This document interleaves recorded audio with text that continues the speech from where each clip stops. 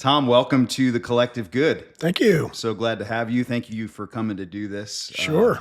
Super meaningful to me that you would do it. And is this the first podcast that you've done since you officially retired? It is. Aha! Let's go. I was saying, I was just glad I got an email, the day you retired. It's like, hello, anyone? Yeah. Is that a weird feeling? What's that like? It is. There's a lot. Yeah. There's a lot of strange feeling. I mean, I was aware enough to know that a lot of the things that came at me had less to do with who I was as a person and more what my position was. So I wasn't shocked, but it's funny. I play in this one band I play in has other retired CEOs in it. Yeah. And at rehearsal a few weeks ago, they said, okay, we've divvied up. George has Mondays, Joe has Wednesdays, Nick has Fridays. We're going to send you an email. There won't be anything in it. Just to make you feel okay. Make me feel okay. Okay, so I want to talk more about that, but before we do that, I want to kind of get your backstory. Okay. So where did you grow up? What was life like for you when you were a kid? So I was born in Bowling Green, Ohio. Okay. I was the youngest of 4 kids. My father worked for Bowling Green State University. He was the head of the Alumni Association, I think. Oh, nice. Anyway, he got a job in Columbus when I was 5 years old, I want to say, as the vice president at Ohio State. Oh, wow. There was one. Really? There was a president, and then there was a vice president. No way. Yeah. I didn't know that. Now there's like vice hundreds of presidents. them. Yeah, right. Which it was kind of, he was kind of the assistant to Novice Fawcett. Novice Fawcett was the president at the time. Yeah. So He's got a center named after him. yes, he does. He does. And so we moved when I was young, and I grew up in Upper Arlington, and Okay. so Ohio State was a big part of my life. And, I had a pretty typical childhood. We had a lot of music in our family. My mom came from a musical family. Okay. What'd she play? She played trumpet. Nice. She and there were 3 kids in her family, her older brother and her younger sister. All 3 played trumpet. Really? Yes, and they had a touring act. Like a brass band? Yeah, well, there was 3 trumpets. Oh, they just toured literally 3 trumpets? They were called the Trumpeters 3. Very creative. I love that. And they toured all over the Upper Peninsula of Michigan. That's Oh, where she grew well, up. that's cool. She grew up there. So Oh, anyway. nice. My family's from northern Michigan, too. Oh, really? Yeah. Yeah. It's cool. So and then I went to Ohio State and graduated in the early 80s. Okay. Somewhere in the middle of all that, I thought, I don't know what I'm doing. I want to go find myself. So I moved to Arizona and lived with my brother for a little bit out there. What part? He was in Phoenix. Yeah. And I had been a couple of times as a young guy, and I just loved the desert. That's awesome. It's so cool. So I packed up my 1974 Vega, put my guitar in, all my worldly possessions, Yeah. which were it was my stereo basically, Yeah. and drove straight to Phoenix. But lived out there for a little bit. I went to Arizona State. Anyway, I graduated from Ohio State. Okay. So you said guitar. What other instruments did you play? Oh, I played a little bit of piano. Okay. I'm one of those people that says now, I wish my mom had forced me to play more piano. But Probably not in the time. Like when you were a kid, you didn't want to be forced no, to I was play playing right now. Little League football, and I'd come Yeah. home from practice in my shoulder pads, playing piano, watching my friends play out. And like, I don't want to do this.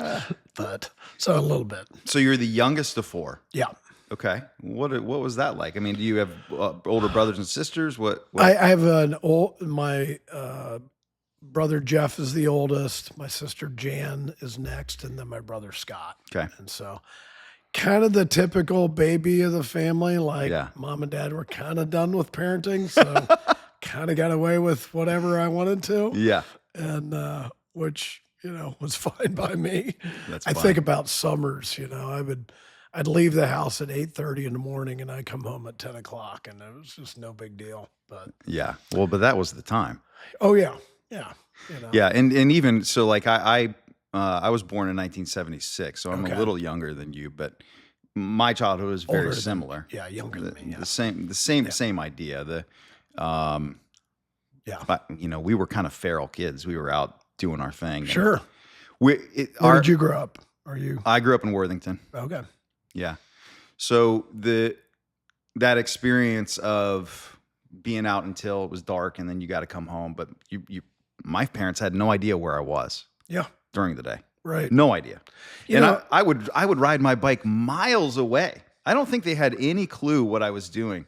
And we would be like, building forts and For stuff sure. like that in the woods. And Yeah. did you have that same kind Oh of yeah, experience? yeah. We hung out down by the river. Yeah. Down by Sayada River, like all day, and just, I mean, nothing really terrible, but Yeah. in a weird way, though, I think you knew that they trusted you somehow. I Yeah. mean, they had to, Yeah. at some level. So That was a good thing. And I don't know why, but for some reason, our generation has not let our kids do that. right. At least me. Like I'm very aware of where my kids are Oh, all yeah. the time. How old are your kids? Oldest is almost 20 and youngest is 8. So I've Yeah. got a pretty Yeah. wide range. But did you ever go down to the quarries? Oh yeah, actually, Yeah. that's what I was thinking about. Oh, when you said river. Yeah. So so I had a buddy who had a Jeep when I was in high school, and we would, you weren't supposed to, but go down there and off road and Yeah. then swim around, and that I was always jealous of UA because of that kind of stuff. It was pretty cool. Well, yeah, because you could ride your bike, and it was all downhill to the river, so you just like slide on down to Yeah. the river, and there were trails also, so we'd ride our bikes in the trails, and But they built a park there now, oh yeah, it's cool. which is beautiful. Yeah, it is They beautiful. did a really nice job with that. Yeah, it's a little different now. We used to go down there and smoke cigarettes, but now people are actually getting healthy. Yeah, right. So when you were a kid, what did you think you wanted to do when you grew up? I ended up I majored in elementary education. I thought I would be a teacher. Nice. I was a little league football coach, Hmm. and I actually lied about my age because I was too young to be doing that. So I was 15, and I Nice. was a little league football coach over at Northam Park. So I love kids. I was a playground leader, camp counselor. So I always thought teaching and leading kids and at some level. And somewhere in my sophomore year of college, I read a survey of salaries of teacher of all sorts of occupations. I went, oh, okay, maybe not. But in a lot of ways, the things that I was, because I did teach at Ohio State for a little bit, and some of the things that teachers do and leadership in businesses, there's a lot of similarities. So Yeah. So you taught at Ohio State. yeah, back in the 90s, when I worked at Wendy's, I always say it must have been a low point in the university's life cycle because an old professor that I had stayed in contact with called me and said, hey, we need some adjunct professors. But I taught a senior level marketing class. Oh, that's cool. And did that for a couple of years. I was petrified. I wanted to do it, Mm-hmm. but like a week before I was supposed to start class, I thought, oh my gosh, I've got a textbook. I've not even read this textbook, and I've got to teach this textbook. That's really cool. It was neat. I ended up kind of bringing just the knowledge that I had at Wendy's. I was in the marketing department at Wendy's, and I brought kind of a case study approach to it. And it was So awesome. okay, let's go back to a couple steps. How did you end up at Wendy's? So let's see. My career after I graduated Ohio State, I ended up working for an ad agency in town, Okay. Hammeroff Millenthal Spence. Okay. So David Millenthal was Yeah. kind of the big thing in the advertising world here. Mm-hmm. And I met a guy there actually my boss, who wanted to start his own firm. So a couple years later, we went off, had our own little agency. We worked on a number of pieces of business. McDonald's was one of them. Oh, cool. I didn't know that. After that business kind of ended, I ended up working for an agency that handled the Wendy's business. Okay. And then they recruited me into Wendy's, and I was there for probably 17 years, 18 years, something like that. So you worked with my dad. I didn't know that you were at Wendy's. So my dad was in HR at Wendy's for a number of years. Craig Wilkins. Oh, sure. Yeah. That's cool. Yeah. Great place. I it's funny because I grew up a Wendy's kid, and then in my adulthood, I ended up working for Ronald McDonald House. That's funny. So I switched teams big time. I started working on the McDonald's business, and then actually a funny story. We at this little agency, we did mostly PR. Okay. And we were hired by McDonald's to do PR in Columbus for the co-op in Columbus. Okay. And it was the only market where they hired a PR specific firm. Normally it was whoever the local agency was. Yeah. And they really wanted to get PR in Wendy's hometown. Yeah. I mean, you're talking about burger wars. Oh yeah, it's real. And so we worked for nothing, and we really did a great job. We did all sorts of kind of stunt PR things, and we got all sorts of attention. Well, so here's this little firm, and we start picking up some business. After this, we pick up a rust proofing company, a leasing company, a clothing store. All this. Like, wow, we're hot. We look into the ownership of some of these companies, and Dave Thomas's investment firm was a partial or total owner of all of these companies. Wow. So we come to find out Dave had a plan. Uh-huh. He was no dummy. Oh gosh. It was like a classic entrepreneur move. Yeah. He was going to take care of a number of problems with one move. Yeah. His daughter, Wendy, was graduating in marketing from University of Florida. Okay. And, maybe this isn't true. I don't know, but it's much more fun to say it is true. But the rumor was he was going to buy us, have Wendy run it, and get us out of his hair. Wow. He's going to take care of all of that and maybe have a little investment too at the same time. So, but he never bought it. Never did. No, it didn't happen. And then my partner, who was the lead force of the agency, kind of went off, did some different things, and so it dissolved. But then I ended up working, on the Wendy's account, and so I've kind of been in the fast food world my whole career. So after Wendy's, then what? So I was at Wendy's. I was kind of second to the CMO at the time. Okay. And I was on possibly a fast track to be the chief marketing officer. He was 5 years older than me. So I was approached by Donato's. So back to McDonald's again. McDonald's had bought Donato's. Right. Back in 99. They bought Chipotle, Boston Market, and Donato's.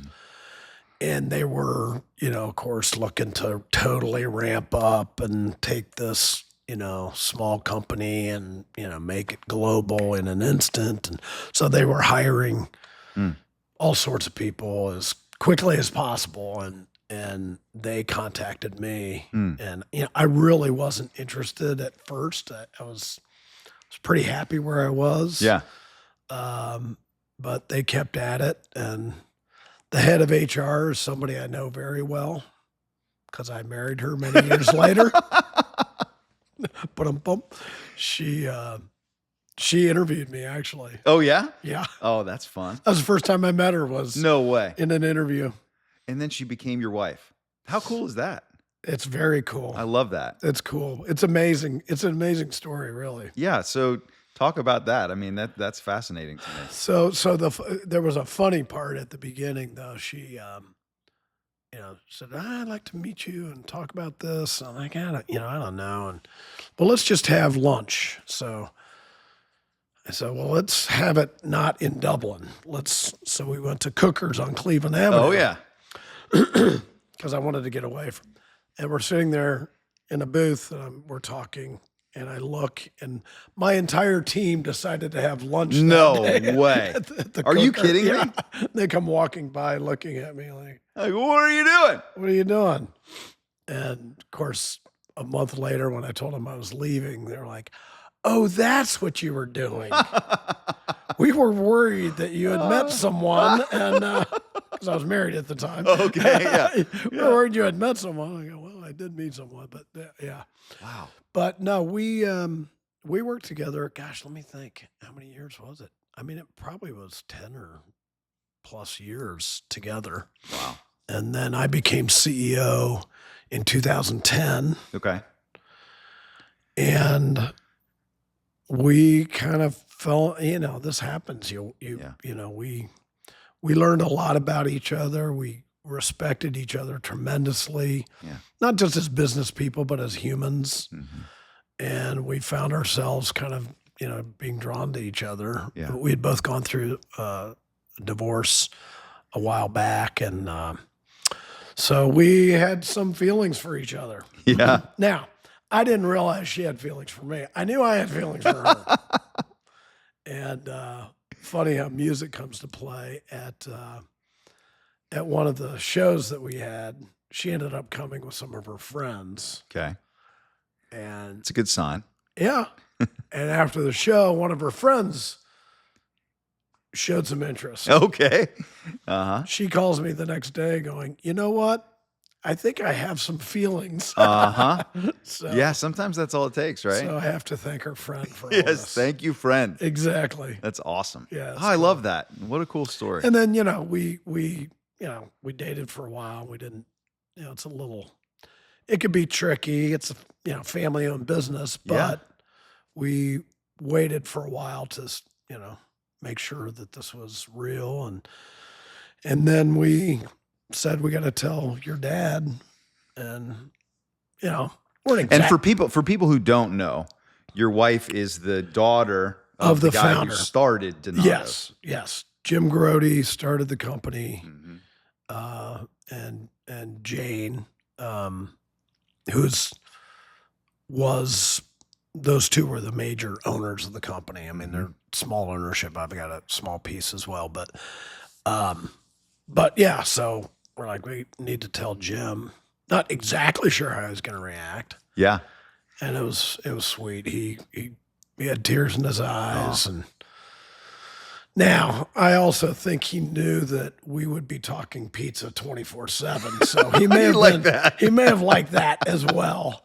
That's so good. Oh, by the way, I wore pizza socks for Oh, you today. nice. How about that? Thank you. I found them in my closet. Fantastic. So Donato's is a legendary brand. Mm-hmm. And I have, growing up in Columbus, I can't even imagine how many pieces of Donato's pizza I've actually eaten in my life. Seriously, like We could go back and check. it's a lot. You may not want to. It's a lot. Yeah, and they're so easy to eat because They they're are. like those smaller sizes. It's just like what I did to the Halloween candy last night. And I'll just have one fun Yeah. size. Well, yeah. And 10 it's of just them's like not you can fun pile it anymore. up on a plate, and it's Right. and it's so good. And it really is kind of like my family's pizza. We've always eaten it. Awesome. And Well, still thank you. like it. My mom and dad, if we get pizza for me, and I'm the oldest of four, so I've got three younger brothers, and two of the three live in town. So if we all get together, we get Donatos. That's what we do. Appreciate it. It's a really cool story to see something that started. What was it on Thurman? Yep. Thurman Avenue. And was just just a local pizza shop that has grown now to. I mean, you've done a great job of building all these partnerships with companies that have helped you to grow in exponential ways. What's it like to be a part of such an iconic brand like that, and to be leading that team. You know, it's such an honor. I had a chance to speak at an event, and I was reflecting on the fact that I've got to work with and spend time with two icons in the business, Dave Yeah. Thomas and Jim Grody. Yeah, really. I mean, it's and they're similar in a lot of ways. Are they? You know, very passionate about what matters, and you could say it's quality, but it really kind of goes above that. It's like Hmm. what is the right thing, Hmm. you know, and you know, and in business, sometimes people skip right past uh, the bigger ideas of what is the right way to do business. That's what Dave always talked about, and Mm. that's what Jim still talked about today Mm. is how do you do business and keep your principles and make sure that you're making a bigger impact than just he took a class at Ohio State. He tells a story, a business class, and some professor said the sole purpose of business is the exchange of goods and services for a profit. Mm.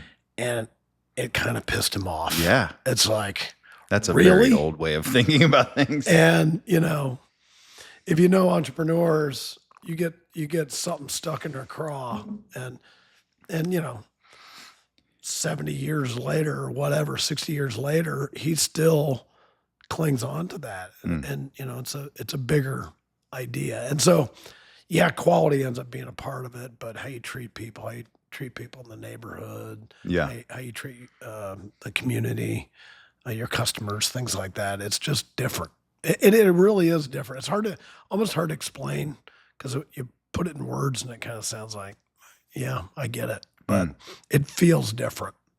You know, One it thing that feels I've noticed anecdotally, and maybe this, you could tell me if it's not true, but in following Donato's social media, it seems like you have a lot of people in every strata of the organization that have been with the company like forever. They're all like, I keep seeing all of these posts of someone that's been working in the store that's on Broad Yeah. Street for 35 years and they're Yeah. retiring today. Yeah. That does not seem like a typical thing in quick service restaurants. What's going on there? Why is there You so much know, longevity? It is what I was talking about. It's this sense of family. Sounds a little cliche, but you know, a lot of times, and you know, you could see it with the kids that Jim hired when he had just one store, Mm. and some of these kids went on to work for Jim for 50 years. I mean, that's he's amazing. he's had people that work for him for 50 years. Wow. And if you look at it, a lot of times what they were getting from Donato's was something that maybe they were missing in their own families. Hmm. Not always, Yeah. but you know, we all want to feel valued as people. We all want to have a sense of purpose. Mm. We all want to do something that's bigger than, you know, just a transaction or things like that. And you know, if you can have that in your family, that's great. But if you can have it in your job, you know, you're gonna stick with that. And a lot of times people will, because we're not perfect also. Yeah. By Oh, yeah. any Sure. means. Yeah. And we mess up daily, you know, every other minute probably. But we don't lower the standard. You know, we keep, you know, and so sometimes people will leave and then they come back. We've got, you know, people that have left and you know, they wanted to experience some new things and they thought, you know, this really is something that feels good. Yeah. So that's cool. What is it like? You're a very high achieving professional. You've gotten to the highest level in a very successful company. What is it like to come to the realization that you wanted to put a cap on that and retire? That's got to be, I mean, just as someone who's not even close to that, it seems like that'd be hard to do. What's that been like? You know, I'm still trying to sort all this out a little Yeah. bit, but probably not as hard as it might seem.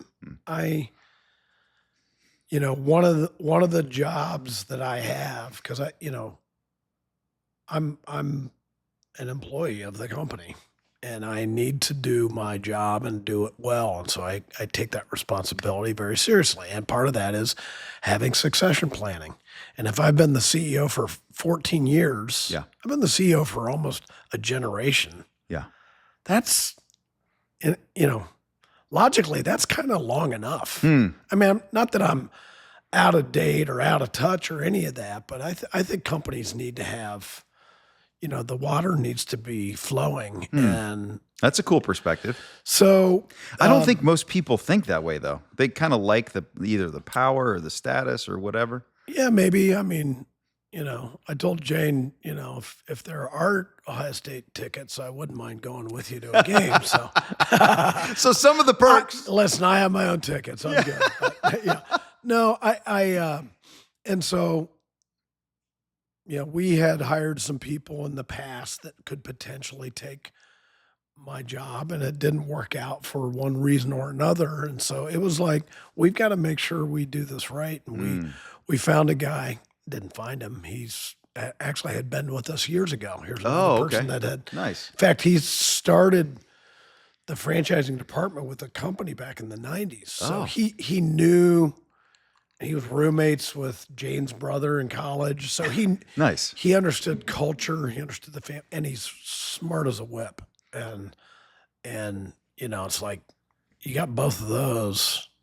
We need to go get him. So we got him a couple years ago, and he's doing great. And the worst thing you can do for the company is like, who's running this show? Is it Tom? Is it Kevin? Is it Jane? Yeah. Is it, Yeah. So now, So you're really like, you've really left. Like you cleared out your office. yeah. You're gone. yeah, no, I've really left. In fact, my son works in the accounting department, so I texted him, I'm like, you want to have lunch? Yeah. Yesterday. And I didn't hear back from him, so I drove to the office. I'm like, I'm not going in, but if he says yes, I'll pick him up in the parking lot and go have lunch. He said no. He's like, nope, So not sorry, I Dad. ate by myself. That's fine. But There's nothing wrong with that. I used to be terrified of eating by myself. Now I actually kind of like it. I like it's it. nice. I do too. All right, so let's talk about some pizza controversy. Oh, What's your opinion on the pineapples on the pizza? I think there's a place in the world for everybody. Okay, So I like how's that. for a political Well, statement? you all have a Do really I good one. personally- It's Well, good. I will tell you, we do take it a little more seriously maybe than others, because you can't just put a piece of fruit on a pizza and think everybody's going to be okay with that. So our Hawaiian has sliced almonds. It has a little It's good. cinnamon on it. Yeah. I mean, it takes the Hawaiian thing and makes it fairly. Do you like it? I do. Yeah, I don't ever order it. I don't either. What do you order? I like every pizza. I'm a huge, just love pizza. But pepperoni and banana peppers. No, nice. That's my move. That's Banana peppers. That's what I love. So you and sometimes I'll get I like jalapenos on it too. But So you like a little bit of bite? Mm-hmm. We have I'll say we have a hot honey pizza that's I've had it. it's okay. It's delicious. It's back on, and they've got a 150 pepperoni pizza if you like pepperoni. Anyway, I do. I like pepperoni too. That's kind of my. What do you are you into that? Well, let's say this. What style pizza would you call Donato's? Columbus style.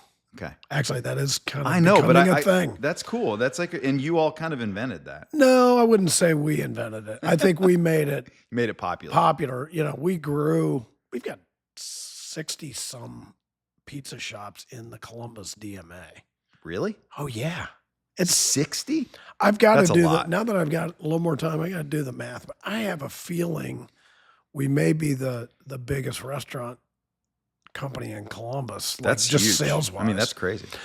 And so we kind of we grew it. Yeah, That's yeah. what happened. But there were other, thin crust cutting squares.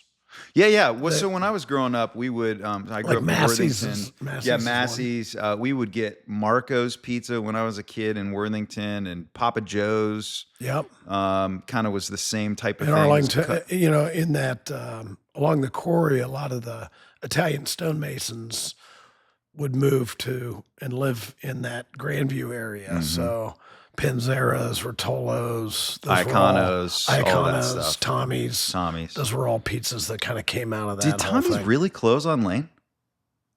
The one on campus closed. Yeah. Yeah. That's Yeah. sad to me. I know. I grew up on Tommy's Pizza. Yeah, same. And I volunteered to pick it up, and there was always a corner missing every time I brought the pizza home. And So we are got you this- a corner guy? Because I'm a corner guy. I heck love yes. the corner. Yeah. What is it about that piece? I don't know. It just feels special. So if I get Donato's and I bring it home, I eat every corner before it gets home. Yeah. And do you do the bad dad joke where you go, those guys, once again? Of course. I'm yeah. in for every bad dad Yeah. joke. Yeah. There's something about the corner. Well, it's back to the fun size Snickers bars. It's just Yeah, it you know, feels like it doesn't count. it doesn't really count. Yeah. You're just taking a little pinch. So what's your favorite kind of pizza?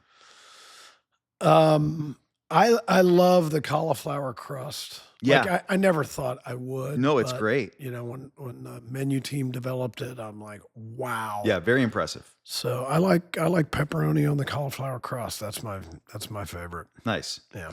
And if you had to say, you know, take Somebody off your else. Donato's hat off for a second, if you had to say what your favorite style of pizza was, is it Columbus style? It is. Okay, cool. You know, I ate Tommy's, and you know, I like the thin crust and the cutting squares and lots of toppings. I mean, why wouldn't you? Yeah. That's what I loved about Jim. I was like, Jim, why 100 pieces of pepperoni? He says, well, if somebody ordered a pepperoni pizza and there weren't pepperonis all over, half of your bites you actually didn't get a pepperoni pizza. You got a half cheese, half pep. Yeah, Like, oh, that's brilliant. that's So, pretty good. We should put pepperoni in every bite. I do love that. I love that. I do too. Recently the pizza rating has become like a big thing. There's all kinds of people on no. TikTok or Portnoy. YouTube. Dave Portnoy, who is hilarious, but he's got a very specific style of pizza that he likes. Yeah. Which that's fine. Everybody's got their own thing, but Right. is it hard to put so much heart and soul into something and then have everyone out there coming up with their ranking and then saying what they think of it all the time? It's hard. It's probably not as hard on me as it is on my family. Yeah. Like my wife, it's frustrating. But see, a lot of times people identify themselves with a pizza place, Yeah. Yeah. and it's usually going to be a mom and pop.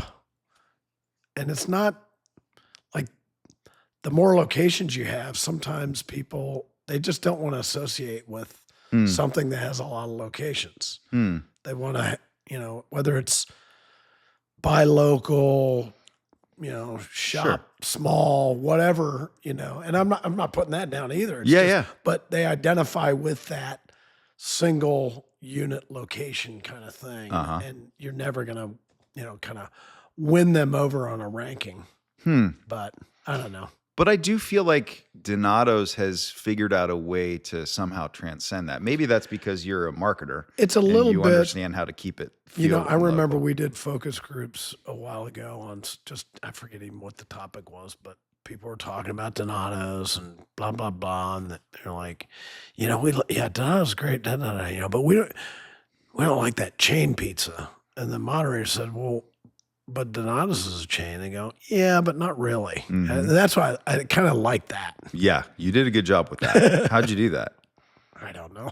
Well, I forgot. I forgot already. It does feel like, certainly, I think oddly, I would say Wendy's sort of has the same type of feel in Columbus. And maybe it's because we do feel really hyper supportive of something that's ours. Yeah. Right. And I think people, not everybody, but a lot of people know the story of Donato's. Yeah.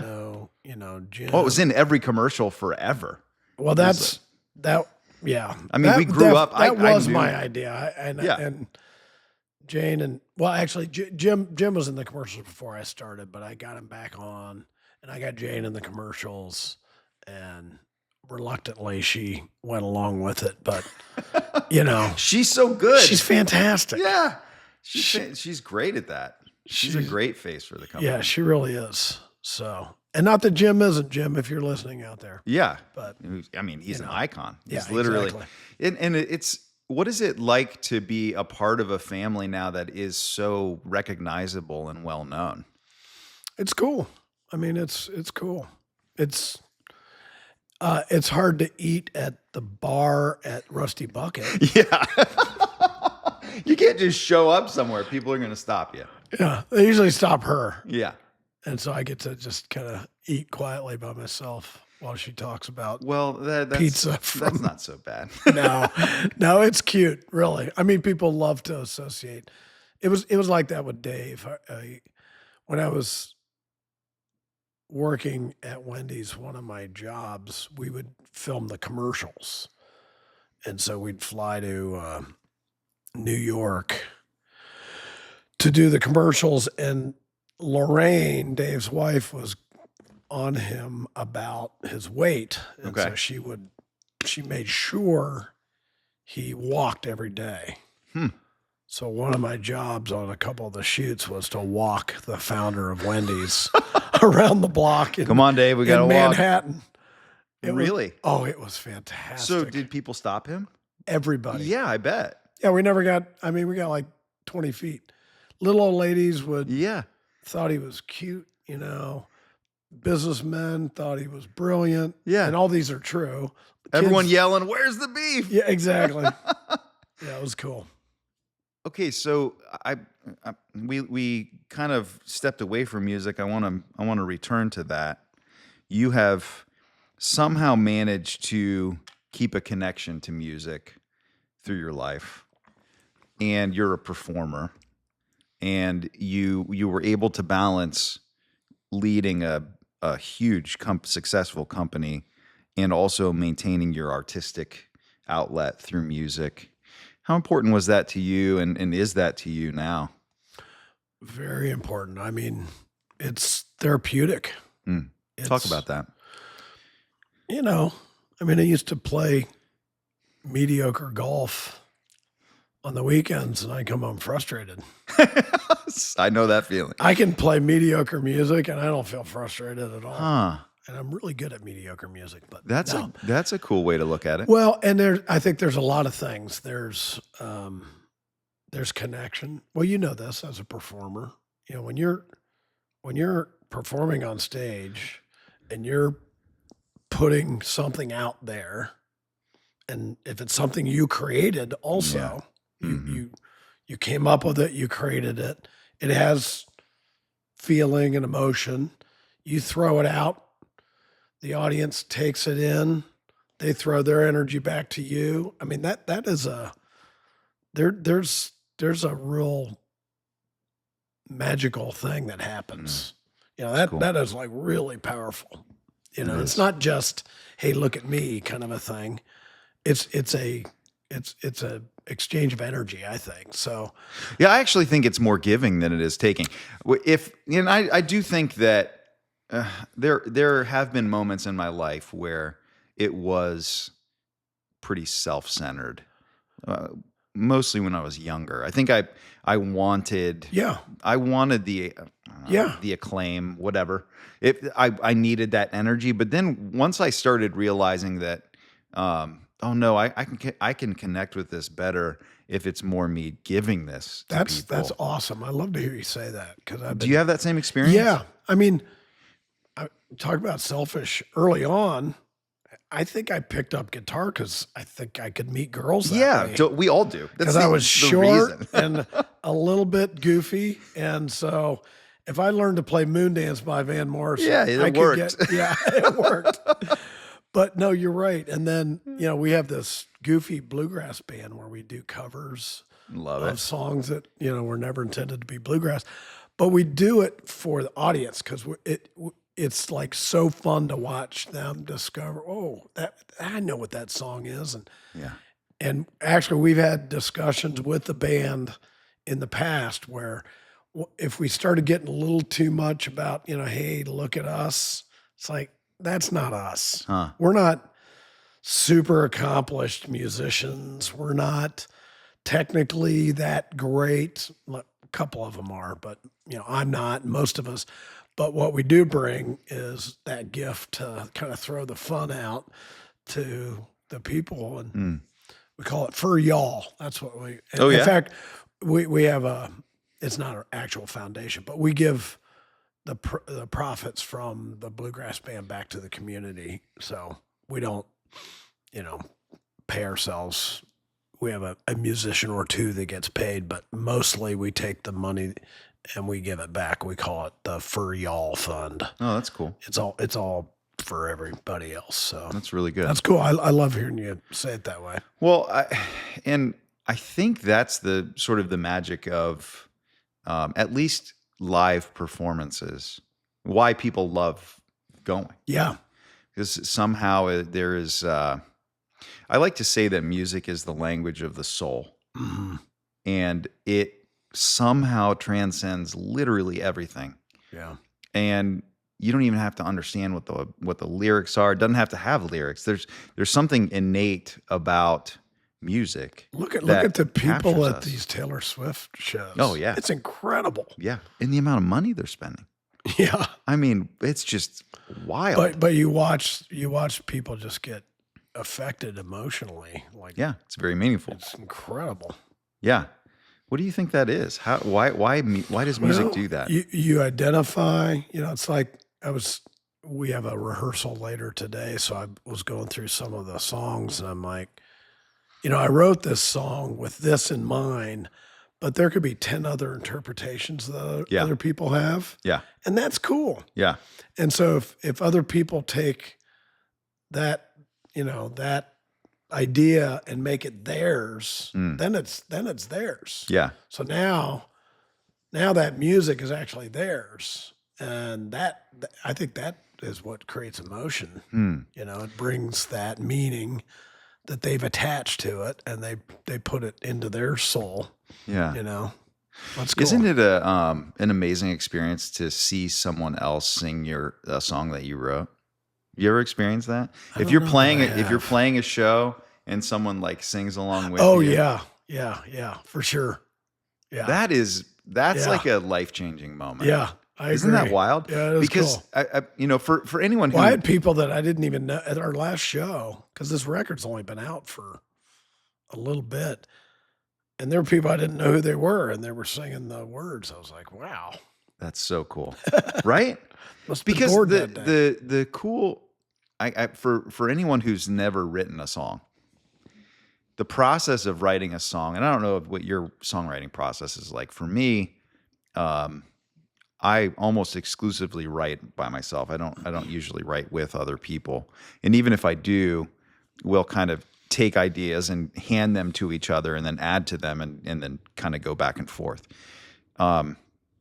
So most of the time it's just like me and my guitar or the piano, and I'm in isolation coming up with, and it really does to me feel like it's something that exists and it's just sort of channeling through me. I don't know how to explain that other than it just sort of happens. Yeah. So that process is very intimate, Mhm. which is why it's really difficult to put that out there, to record something and then Mhm. let everybody else have it, because then you're really exposing yourself in that. But when you do that and then it's received and people appreciate it and maybe even love it and it's meaningful to them, man, it's like the greatest, I guess, validation of your true self. Mhm. Um,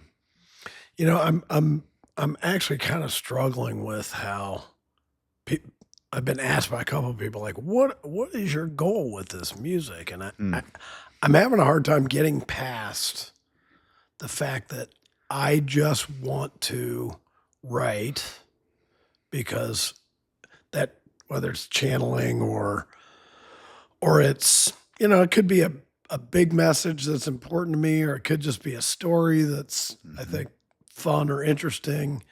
And I want to write, and then I want to produce this music. mhm.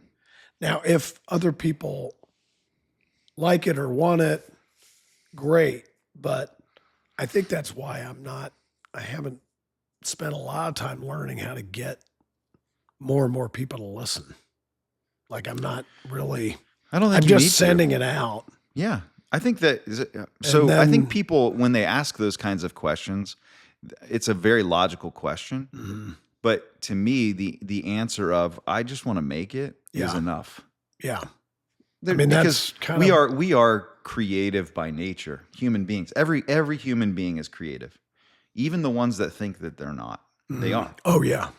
And Yeah. it's your creative outlet, Right. and it's a beautiful thing. It's awesome that you're doing that. And maybe I'm kidding myself. Maybe I really want to be a friggin' rock star at Yeah, age but don't we all? 66. Don't we all? Everyone It wants to just be a would be rock star. fun to constantly do that. Yeah.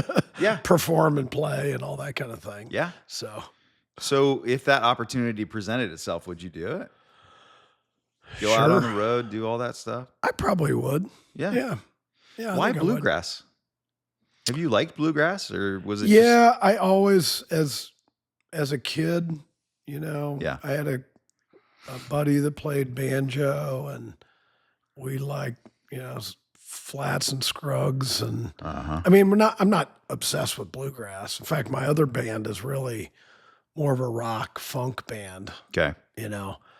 but bluegrass, you have a hard time not being happy when you listen to bluegrass.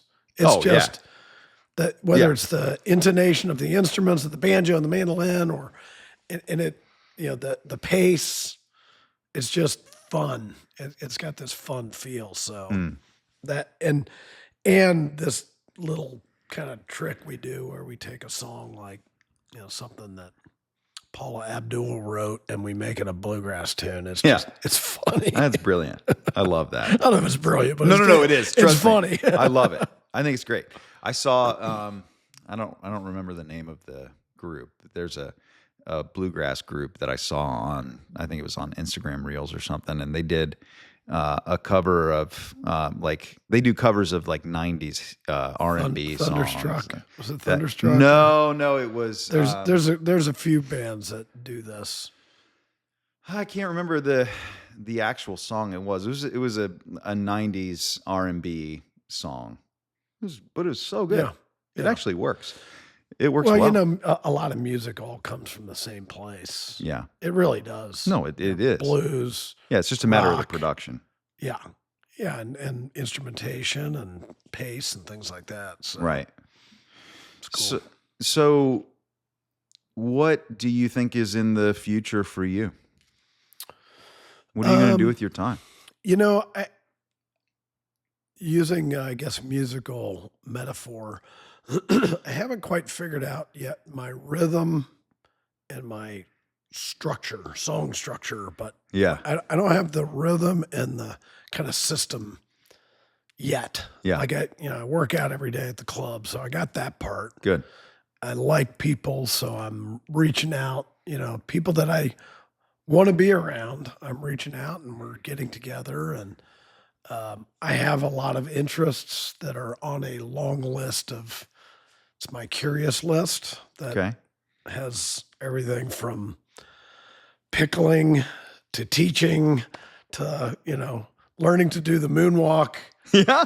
to, traveling with my wife. It's this massive list that I'm raking into piles, and You said pickling. Like cucumbers, pickling cucumbers? yeah, I've done a garden the last few years now. Ah. I have so many cucumbers. I'm Yeah. I want to turn these into pickles. And who doesn't love pickles? I love pickles. But You ever gotten the pickles from the pickle guy? The guy that's No. at all of the farmers markets in town? oh yeah, He's got like a line. He's always has a line of like 50 people. He's got the big buckets of pickles. I saw. Those things are amazing. I don't know if it's real or if it's just some internet thing, but somebody's making sub sandwiches, but the bun yeah, is a pickle. I saw that. Yeah, I saw that too. There's no way that's real. I don't know. Is that real? You should see the size of these cucumbers that I have grown. Oh, maybe they're it is. like I don't know. monstrous. You could make Like you could make a sub with you it? could make, yeah, for sure. Yeah, Oh, like a speaking big of sub. subs, Yeah. Big Don sub, Oh, yeah. very underrated. Oh, yeah. Fantastic. Everyone should have one. Oh, you have to. Like weekly, everyone The should have one. original with get it Well, exactly and the you way like it the is on the banana menu. peppers. And you So like, yeah. freaking good. And you like the Italian dressing on The it. Italian dressing, like it Yeah. needs to like just drip all You're over. right. me. You're right. It's like so freaking. It is a good. little humble, isn't it? It needs to go out there. No, I really think it's the unsung hero. Yeah. I'm serious. I love that thing, and it's toasty, and it's It's a perfect. beaut. Yeah. So I you know, I'm still sorting it out. I probably want to do some writing. I do a weekly leadership thing on LinkedIn. It's called The Corner Piece. Which Oh I'm- yeah. I'm I ke- see that. Well, yeah. I'm connected with you on Yeah. LinkedIn, so I see that. And I'm getting some response with that. And I have a friend that's an author who said, you know, I think you've got something, whether it's corner piece, the word, but these little kind of bite-sized pieces of leadership that it's not, you don't have to have a whole book with a matrix of systems and change who you are as a person. They're just little pieces that you can just adopt and it's nothing earth shattering. It's things that people know, all the good stuff. No, it's stuff good. you It's already really know. good though. I have found it beneficial for me. Oh, It's the good. things that you say. Good. I It's appreciate funny that you say that because I do actually remember a few of them that you've posted. Mm-hmm. You do that every week? Every week now. I had somebody helping me, so in fact, I'm supposed to do one today, but I don't think I'm going to get it out. It'll be Thursday. Yeah, I'm sure that's all people right. will understand. But That's yeah, really cool. I started it a couple years ago, and I thought, you know, maybe I'll do this for a couple months, but it just kind of keeps coming. It's good. It's another Keep doing fun it. writing outlet. Keep doing know, it come up because with a it is concept, yeah. it's meaningful to me. Cool. I know, and I'm sure it is to other people too. Thank you. The question I always like to end with is, let's fast forward and let's say it's 30 years from now, and you're looking back. What do you hope your legacy is? What do you hope that people remember you for? You know, I like to bring people together and create some sense of joy. So I like to convene, you know, whether it was at a company where we were coming together and yes, we're trying to build sales or make profit or whatever, but in the process, people enjoyed it. You know, or it's music. I like bringing people together and creating a sense of joy. And I think, you know, I'm a extroverted kind of person that, you know, I hopefully can bring a smile or hopefully some laughter and just some fun to people. That's what I want. It's not That's not beautiful, man. earth shattering. No, that's great. Yeah. You're a cool. connector. I love that. Yeah. Yeah. Well, thank you so much for being so transparent and Yeah. spending some time talking. And if people want to learn more about your music or you, where can they find you? So I'm Tom Krouse is we're on I'm on Spotify, all the streaming services, so you can find that music there. LinkedIn, just find me on LinkedIn, and you can read about the corner piece. And then I'm probably going to do a website at some point Okay, in time, cool. so I'll keep you posted. Well, it's been a pleasure talking to you. Yeah, Really thanks. appreciate Thanks it. for doing this, by the way. This Yeah, is my really pleasure. awesome. My pleasure. Thanks, man. All right, thanks.